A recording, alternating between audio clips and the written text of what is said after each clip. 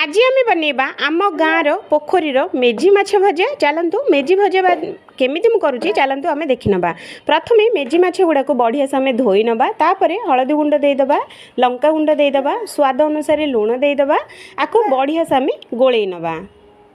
तो ये बढ़िया से मुझे गोल सारी तो आधे अधा लेंबू आम चिपुड़ी के देदेबा, बढ़िया लगे। तो मुझे लेंबू ये चिपुड़ी के नहीं जाऊँगी। आउ थे आपको बढ़िया से आम गोल नवा। पैन बसैबा, 2 चामच ये तेल दबा, तापर गोटी गोटी करके माछ गुड़ाक ये आम देदेबा। तो देखूँ माछ गुड़ाक दे सारी। तो चलतु आपको एपट सेपट करके क्रिस्पी होगा पर्यंत आपको फ्राए करवा। जेहेतु कि पोखरी माछ बहुत ही टेस्टी लगुव।